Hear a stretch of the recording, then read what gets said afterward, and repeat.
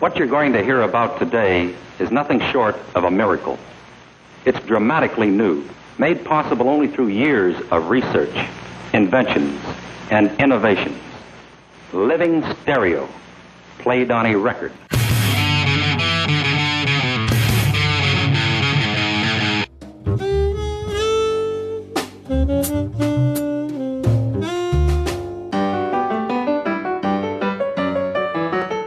Well, you know that the phenomenon called sound is a wave in the air, pulsing at a certain speed. Now, these waves hit the eardrum and are turned into vibrations, which the brain translates into what we call sound. Sound waves reaching the microphone are changed into impulses of electric current. Increased in strength by the amplifier, they flow to the cutting head, moving it back and forth and cutting from side to side in the groove of the record. To play it back, we substitute a stylus for the cutting head. The tip of the stylus swerves back and forth, side to side in the groove, bending the ceramic bar to which the stylus is attached. Tiny impulses of electric current are produced.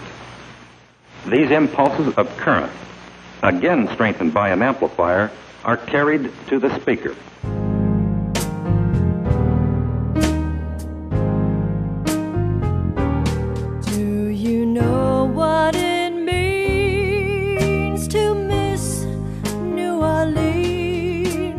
I've loved music before I knew what kind of music I loved. I've been obsessed with vinyl records since I started listening to music. In the summer of 2000, while hitchhiking around the US, I watched Paul Suma master a record, cutting a lacquer master from a DAT tape. I asked him if he had ever seen records being produced, and he said no. It seemed like an important life accomplishment to tour one of the last vinyl pressing plants in the world, and I found it odd that he had never done so. He made me promise to send him photos of it once I had accomplished it myself. Instead, I made him this video. Excuse me. Could you tell us... Oh, yes, pardon me. You're listening, aren't you? Certainly I can tell you what hi-fi is. What is it? Hi-fi is sound reproduction from an instrument that has been especially designed and constructed to give you sound that will be, as nearly as possible, the same sound you would hear in the original playing. It took until June of 2006 when I was in Nashville and realized as an afterthought that United Record Pressing was based there. United Record Pressing was founded in 1948 when Joe Talbot, John Dunn, and Ozell Simpkins merged their companies together. Doug gave us the full tour, except for mastering, which was closed for the day. They produce 7-inch, 10-inch, and 12-inch records on Southern Machine Technology and Glennon brand record presses. United is capable of manufacturing 14,000 7-inches and 5,000 12-inches every 8 hours. United runs 1 shift on 7-inch presses and 2 shifts on 12-inch presses each day. That's 14,000 7-inches and 10,000 12-inches every day. A stamper plate has been created from a lacquer master that has been precision measured and cut to include the maximum amount of treble and bass. A record is made by running raw vinyl through a pressing machine where it is heated. The stamper plates clamp down on the vinyl where the hot vinyl is molded to the shape of the grooves. 2 aluminum K-cups clamp the labels onto the hot record without any glue. It'll look kind of like a hockey puck. You run a series of steam and cold water in there. While pressing the steam, hot, flushes it with cold water to cool it down enough to solidify. The excess vinyl is trimmed off the edges and reused. The records are still warm to the touch as they are finished and land on the spool. A large percentage of records pressed are major label promotional records in hip-hop. Most of the rest are independent rock records.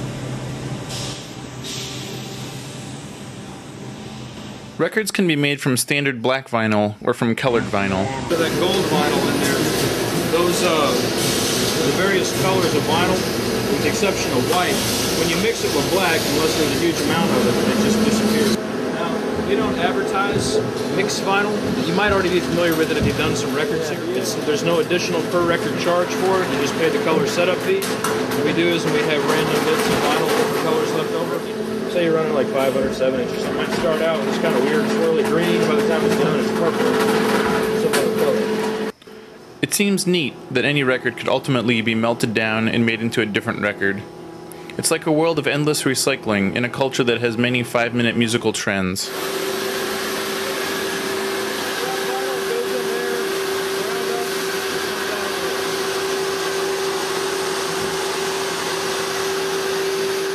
Labels have to be completely, absolutely 100% dried out before you put it in the press. If there's any moisture at all in the label, it will basically explode when you press it, like a rip tear fly. Not only do they have to be completely dried out, they have to keep hot when they're put on. So they put basically small stacks of labels on the machine at a time and keep the rest in the boxes so they're warm and go around the stack. So we just want to set them at 185 degrees. This one at 285 degrees. Typically, like the white labels go here.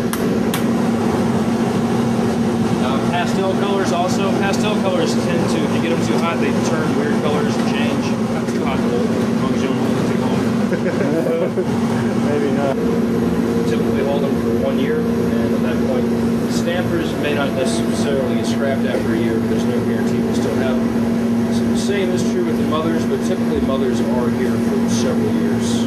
Right. Typically, stamper is good for about 1,000 records.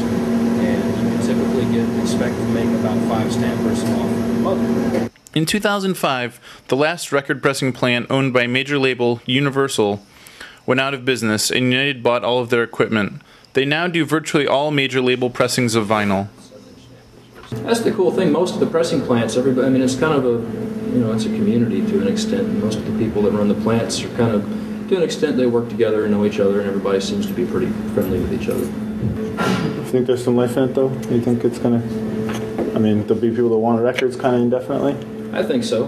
I don't think it'll drop off significantly from where it is now. I think if you look at purely in numbers, there may be another fairly big drop off in total amount of pieces pressed. But I think the only real reason for that is maybe the major labels will get to a point where they stop pressing promotional records, either altogether or in the numbers that they do now. As far as like typical rock bands and independent customers and that sort of thing, I don't see it going away.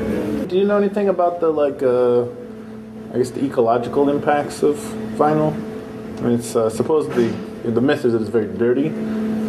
Not really. I mean, I've noticed on the totes of vinyl we get in, there's a sticker on there for a health hazard, but it's really low. It wasn't enough to make me nervous about being around it. We've got a lot of people that's worked here for over 30 years, and seem to be no fine, problem. so. Okay. Okay, this isn't going to be quite as cool looking as it could be because of our expansion and space constraints. We've started using some of this area as temporary storage. So there's a lot of junk laying around, basically. Yeah. We do have a Christmas party in here. Hank Williams Jr.'s 16th birthday party was held in here. Wow. And the record release party for Wayne Newton's first or second record was held in here.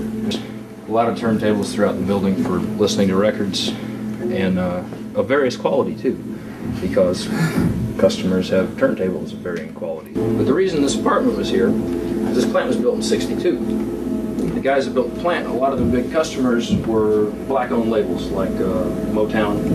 I think DJ was one of them, several others. When the people from those labels would come to Nashville to do business with the plant, kind of had a hard time getting a good hotel room. So they built this apartment up here so they'd have a good place to stay when they came to town. We still actually press some Motown stuff today, which I think is really more out of coincidence than anything, because we picked up one of the major labels a year or so ago that I guess is now the owner of Motown, and we get titles going through.